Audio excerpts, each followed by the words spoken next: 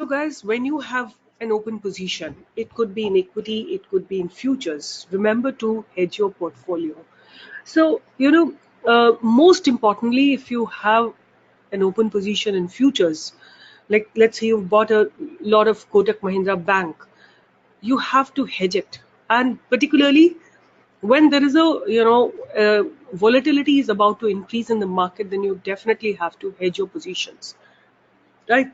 There are two ways to hedge the position. The first one is called the married put. The other is called the covered call, right? Both of them. And it's not a rule for the future positions to be hedged, but definitely future position to be hedged. But even if you have equity, you have, let's say, Kotak Mahindra Bank is, let me just check the lot size. I think it is 800 or 900. So if it is 900 Kotak Mahindra shares, if you have, you should be able to hedge it through the, there are many ways to hedge it. As I told you, let me take you to the market and then I'll probably be able to Kotak Mahindra Bank, right? You have got Kotak Mahindra Bank in your account, you're trading into Kotak Mahindra Bank. So what you can really do is, you can, let's say you saw a support happening here, MACD RSI crossover here, and you went long in this stock, right? Now, ways to go long in this stock is that you take a future lot or you buy equity. Let's see what's the lot size of Kotak Mahindra Bank, and from there, so Kotak Mahindra Bank, let me just check what's the lot size. It's 800. So suppose you have 800, either you buy 800 equity stocks or you buy 800 a lot of future, one lot of future with whichever expiry you want. Like this is the month of January, you could have bought it for February or any month that you wish to, sorry, this is the month of February, this is month of January, right? Then we go on to the, how come this week, sorry, this is a weekly graph, I have to go to the day. So you saw it here, the price going above above 50 moving average. There is no barrier at the head. You can enter into Kotak Mahindra Bank when RSI also becomes positive, right? Entry point becomes this, right? 1087. What you have to do, you have to hedge your position. So there are two ways to hedge your positions. When the stock is going fine, up, fine. Let me take up this example. Stock is going fine. Like you have an equity stock in your portfolio. You have bought by cash. You paid cash and you bought Kotak Mahindra Bank. But you see these bearish signs here. You see MACD crossover, RSI crossover. What you can do, you can sell one lot of futures, or that's one way of hedging, right? Even if the stock falls down, your equity, this price will not erode. Hope I am making sense. So when you have equity in your portfolio and you sell its future lot, your value here will not erode. You will be able to gain through the one lot of Kotak Mahindra future which you sell. You will be able to recover your money, right? Because you understand the market. Okay, your money will not erode. And if you want, you can add some more quantity here when the stock takes a support. That's one way of doing it. Another way of doing is to have, two things. One is merit put. Either you take the merit put and you take the covered call, right? So let me take you to the next slide. What is merit put? So a merit put is a strategy where a long investor purchase a put option that typically will have a strike price lower than the current stock price, right? So now we'll just exit in a minute from here. So by owning the put as well as the stock, the investor is protected from downside below the put strike price, since the investor can experience the put, exercise the put and sell the underlying, right? Then simply put, no pun intended, buying a protective put is similar to buying insurance against your stock's decline. So let's see here, we come back to the Kotak Mahindra Bank again. So we are here and we believe that there are these bearish signs that are appearing. MACD is going crossing top to bottom, RSI is going below. What can I do? What is the strike price right now? Right now it's at about, it touched 1130. So what can I do? I can buy a put of let's say about 1050 or something like that, below the strike price, below the underlying value. You need to buy a put, right? And when the stock goes down, let's say the stock is going down, the value of the put will increase, right? The value of the put will increase, and hence you will be able to have some insurance for your stock's decline, right? So this is the graph of married put, right? So you are buying the put. This is basically the break-even point, somewhere in the middle, right? If the stock price started going down, right? If this is you have bought the put, right? If the stock price is going down, the value of the put will go up, right? And the losses will become limited, right? So this is something I want you to go to Investopedia and understand, read it from there also. Now, example of merit put, this you can understand carefully. So for example, let's say that a stock is trading at 50 rupees and you purchase the underlying shares at rupees 50. If you wanted to protect against the possibility of the stock falling below 50, you can purchase a 40 rupees 40 put. Let's assume that the premium of the put is 4 rupees. So maximum loss, the cost basis of the underlying stock minus the strike price plus premium paid. The most that you can lose on a protective put is the difference between what you paid for the stock and the strike price of the put, in addition to the premium paid for the put. Let me give you a proper example. So if you bought the stock at 50 rupees along with a put of 50, so how much is your total cost? Your total cost will become 50 plus 4 rupees. So it will become 54 rupees. So how much, now let's go to the next point. It says that, and the stock declined to any price less than or equal to 40 rupees, you would exercise the put and sell the stock at 40, right? That would translate into a loss of 10 per share, and you would also lose 4 rupee premium. The total loss will be restricted to 14 rupees only, right? It won't go below this. In this example, if the stock rises to 70 rupees and the 40 put will expire worthless. Why? Because the stock price is not going down. When the stock price goes down, when the stock price is going up, then the put will become worthless. What will you lose? You will lose this 4 rupees, the premium that you have paid, but you will get the 20 rupees, which is unrealized gain at the same time. So what will be the break-even cost for this? It is going to be 54 rupees. In order to see, so if stock goes above 54 rupees, because 50 rupees is where you have bought and 4 rupees is the premium that you're paying for the put, you will be able to cover, your profits will be 70 minus 54. It will be 70 minus 54. Your profits will be going to be 16 rupees, right? What is the benefit if this 4 rupees have become 0? What's the benefit? The benefit is, suppose the market goes against as you thought. You thought the market is going to go up, but suppose the market goes down, then your losses will be limited to only 14 rupees, right? Your losses will not be more than 14 rupees. All right, suppose the stock closes at 40 rupees. So 4 rupees premium will be lost and 10 rupees loss. So maximum loss that you will have will always remain to 14 rupees. All right, so that is the beauty of merit put.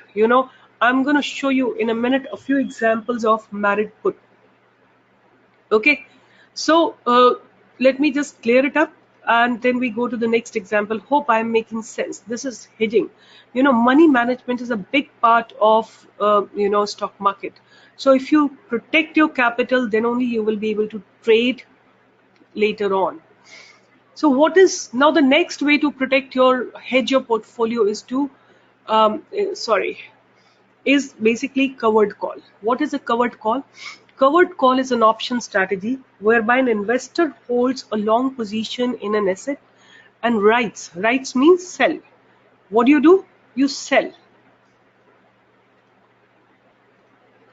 Writes means you sell a call option on that same asset in an attempt to generate increased income from the asset.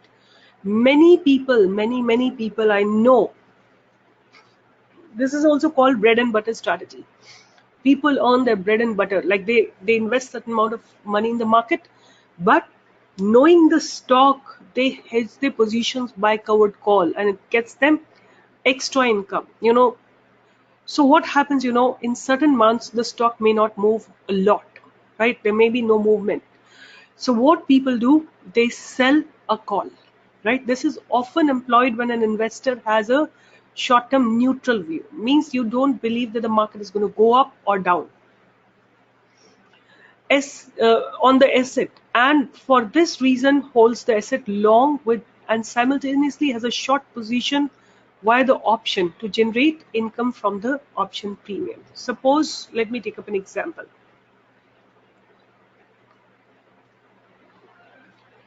Let me just complete, then I'll take a big example. The safest way to sell an option is to write a covered call. The strategy is so safe, in fact, that it is suitable for most retirement accounts. You get my point? People, those who are retired, actually, the money need to be kept safest because they cannot generate money. So their money has to be safeguarded every month. They cannot put it in the more volatile, market. So how can they protect their capital? So this is a strategy by which they can protect their capital. In this type of trade, the investor sells a call on an underlying stock that he or she already owns, right? And then in the long run, because options tend to lose their value as they approach their expiration date, selling option tends to be much more profitable than buying. In particular, the covered call strategy works best when the investor plans on holding the underlying stock for a long period, but does not expect a significant increase in the near term. The investor limits his or her upside potential in return for a guaranteed premium. Like, I'll just take up an example and explain you. Stock price you believe is going to remain stagnant, right? You believe that the stock price is not going to change much. It's stationary, right? What have you done? You have sold a call, right? You have sold its call. At this point, you have sold the call. So the profit, sorry, you have sold the call. You have sold the call at this point. Here you have sold the call, right? The maximum thing you can gain is the premium that will become worthless by the end of the month if the price don't go up. If the price of the underlying doesn't go up, you will get the premium at which you will sell it. So let me take up an example. For example, let's say that you own shares of a hypothetical ABC company and like its long-term prospects as well as the share price, but feel in the shorter term the stock will likely to trade flat, perhaps within a few rupees of its current price, say 250. If you sell a call option of ABC, strike price of 260, little higher, either at 250 or 260. 250 is the current price, slightly above or at that point if you sell, if you take the strike price of call 260 or 250 and sell it, right? You believe that the price is not going to go up, then what will happen? One of the three scenario will happen. ABC shares trade flat, let's say below the strike price of 260. The option will expire worthless and you keep the premium from the option in this case. By using the buy right strategy, you have successfully outperformed the stock. Second case is ABC share fall, the option premium worthless, expires worthless, you keep the premium and again you outperform the stock. Third case is ABC's share rises above 260. The option is exercised and your upside is capped at 260 plus the option premium. In this case, the stock price goes higher than 260 plus the premium. Your buy right strategy has underperformed, means you will have unlimited losses, right? So you have to only exercise covered call and merit put when you have been watching the stocks, one or two stocks or 10 stocks regularly, and getting a good idea about where to go long, where to go short, what may happen in the market in that particular stock. So let me explain you now what could be a possibility. Now see here, there are two possibilities that are there. One is that you sell its call, let's say the strike price here was 111,115. You can sell its call of 1050, or what no sell its call of 111,110, or you can sell a call of 1050, or you can buy a put of little lower strike price. Means if the stock price is at about 1096, that means you can buy about 950 call strike price, you can you can buy at 950 strike price. All right, so there are two ways to hedge your position. Either you sell the call of the same strike price or a higher strike price, out of the money call, or you sell the put. You buy the put, sell the call. These are the two ways to hedge your positions. So always, let me now take you to my one of the trade that we have done. I'll take you there and show you exactly how I have used the same technique, right? I'm going to show you how I have used the same technique to trade by using the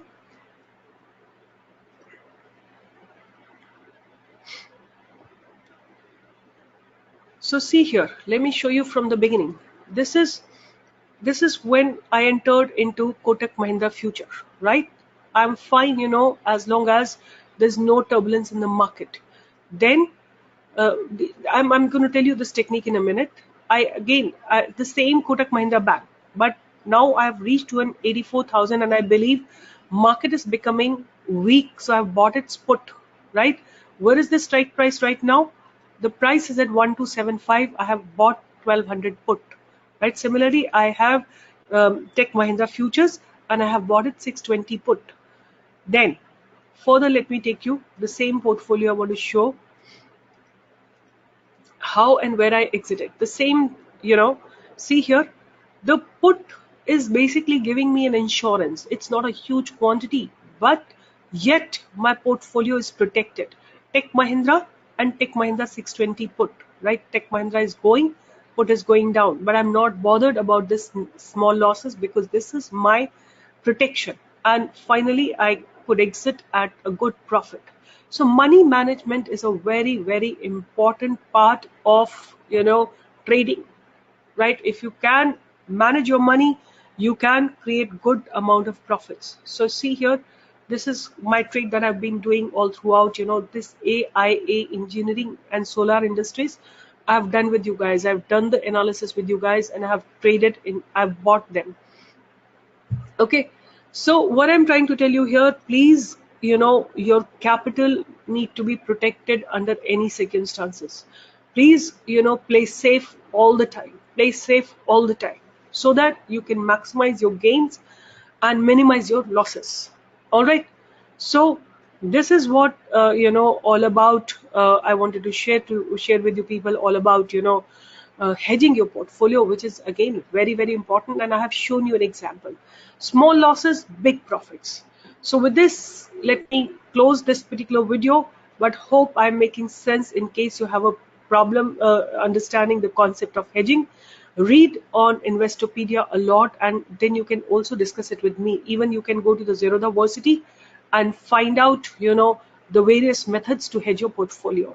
And I believe I'm gradually switching over to selling the call, because I believe that gives the maximum profit. It basically time decay, the theta works for you. Even if you don't want, if the stock is not doing anything, theta will always work for you, right? So I'm slowly and gradually switching over from buying call or buying put to selling call or selling put. All right, so we meet in the next next video. And I think most of it that I wanted to cover I have covered, but I have some few very simple strategies for you people. Very simple strategies. I believe the simpler you will make the stock market, the more benefit you will gain, right? So let me just sign off. We meet in the next slide, next video.